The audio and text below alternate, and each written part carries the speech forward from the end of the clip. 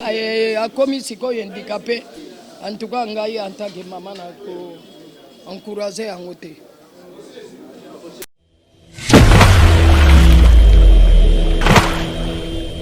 Policier azali starté na pekisi koleka na ba réseaux sociaux comme le populisme.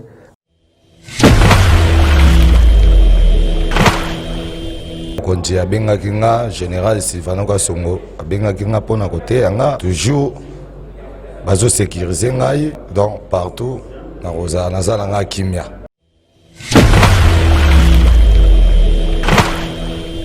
Ndenge biso tomona ki na ba image garçon wana azako ki papa akende ko papa vraiment policier agent de l'ordre akata na machette.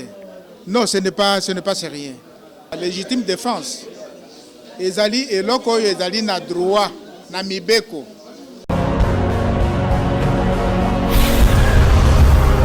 Correcteur News TV, Awande correction, Yaba News tout. Donc Awande, on assure quoi. Suivez Correcteur News TV pour avoir toutes les informations crédibles et fiables. Correcteur News avec Yemoko Rachou. Rachou, la caramel, check.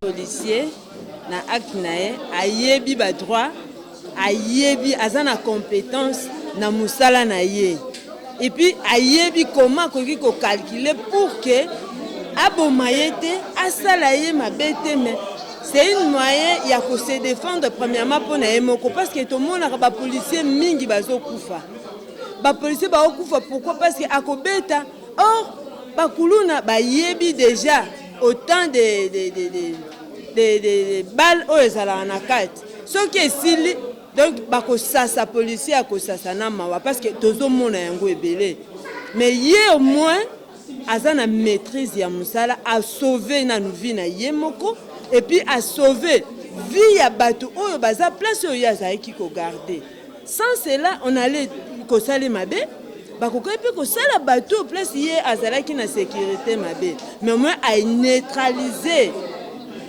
neutraliser kuluna a bomiete mais à neutraliser de sorte que yépe azala na sécurité vraiment c'est encouragé il est vraiment un vaillant azapenza policier solo ayebi badona na merci beaucoup na bato na nzela basala kana bango eloko nyonso balinga kosala bayoka ta mawate ke muto aza muto lokola biso metango bango basala ka bayoka mawate ndeni biso tokoyokela bango ma eloko papa salise ke nzambe apambola pe a pese mikolo mususu mikolo ya wana aza mobali po kuluna na linga bete licheti pa kufi atiki libota na ye pe aza malamu po alobi ke moyena boma ezate tikana bete ka makolo po la nini to samba en tout cas ceux qui ba policiers nyonso bazolandela ezaleli wana en tout cas kuluna ekosila na mboka na biso asali eloko moko malamu po ye pa linga katika libota ne babomie pa ke en tout cas to sepeli makasi ayoki ba instruction na pesier. Je crois que Makamwana ya comme sur les réseaux sociaux sinon pour la sécurité les assurés pour la sécurité oh il y a image batapona qui peut mener enquête voyez bah et les cas qui n'engeni est-ce que ça solo est-ce que ça le kuta on a des enquêtes ils ont ça la police d'ici là beaucoup mais en général situation est calme à sécurisé il y a aucune crainte de ce côté-là Minga pona moi accident tu koleka yangwana mokonzi abengaki nga général Sylvano Kasongo abengaki nga pona côté yanga toujours bazo sécuriser ngai donc partout na roza nazala nga kimia ngai na makambo oyo elekaki pona ke nazala na mbutumbutu te bato mususu bakoki koluka bagresser nga na nzela yangwana naza liboso bakonzi na ngai naza na kimia na pekisi biso to ba policier azali que papa asali musala moko ya malamu oyo batu nyonso population et félicité il faut qu'on encourager en tout et pour tout mabe moko oyo asali ezali te merci. En tout cas, na okolo bape na bakonzi mboke pa ya papa na biso Gentini Ngobila. Esengeli kwa encourager policier na biso. Pondenga zabo ya commune sécurité makasi. Akolukela ata place po ba déplacer ye bazwa place batia ye, encourager ye batika ye boyete po commune sécurité makasi. Maman Pépito en tout cas nzamba pambola ye a continuer ka bolingo na boboto ya sali a continuer à lembate nzamba sungaye. Nazali ko bapona Maman Pépito ezali signe moko ya ko encourager Maman Pépito kilala po babugumesi nyonso tout te epesali pe na mutu moko te o akosala bongo ndenge ye asali bongo alakisi veba bo mama po mama nyonso soki mwana na asali bolamu il fallait a lekana ko encourager mwana na apesa ye pe makasi po mbala sima atika te a continuer o yazo sala alors pe apesa pe exemple na ba o mususu ba basala kaso babudi bakuluna bazo banga ba okasa soki basali bongo nde akosisa musala na ye ou be soki akozala te yango asali bongo pour encourager pour apesa exemple na balinga na ba policier bango pe balanda exemple na ye. En tout cas to remercier mingi Maman Pépito kilala na acte yo asali ezali malamu vraiment nzambe abakisele su apesa susu mayele lisusu ya wa kosala ba acte wana vraiment eza malamu. Merci.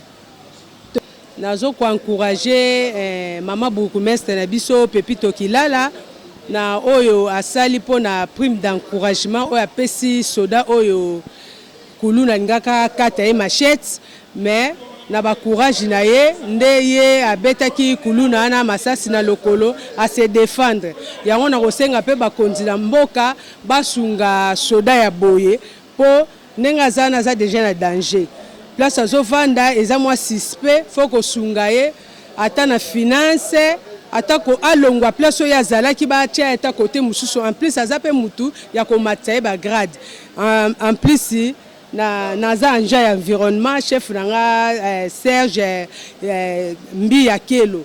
En tout cas toza nesengo makasi po balobake moi sa tongaka te mais tomo na commune ya Kisasa Maman Pépito asali eloko ya kitoko donc atiki batu na posa donc a continuer ka ko sala même ata awa te ata place mususu akokende azala kana bosenga ya ko sala bongo. En tout cas topesi merci lokumu makasi pour na Maman Pépito kilala moi ça pembe.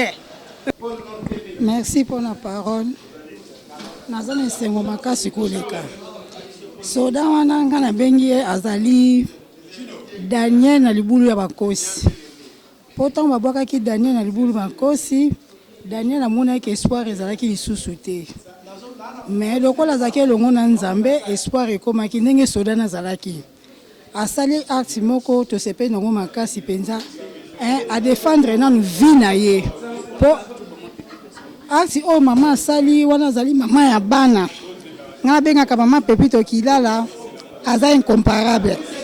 C'est exemple wana ezalaka pona mama te zana ba bukume se nyonso.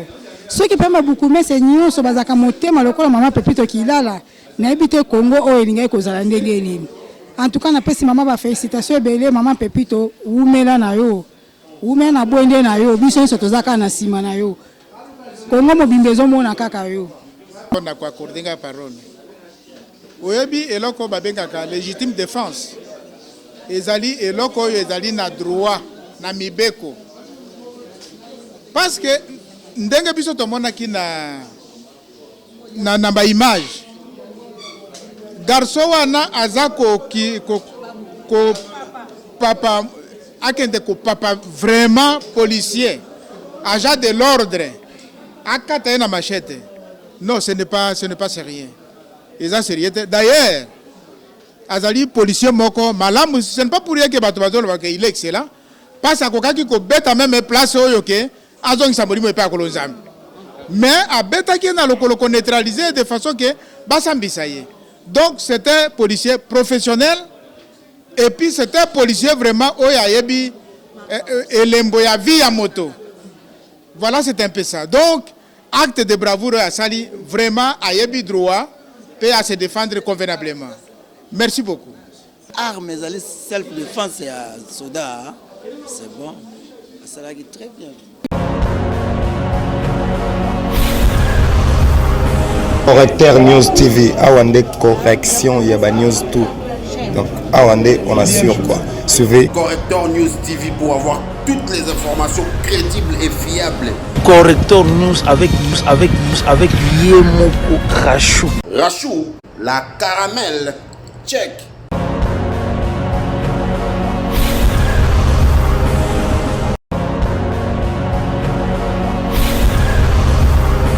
Correcteur News TV, Awande correction, il y a news tout. Donc Awande, on assure quoi. Suivez Correcteur News TV pour avoir toutes les informations crédibles et fiables. Correcteur News avec Yemoko Rachou. Rachou, la caramel, check.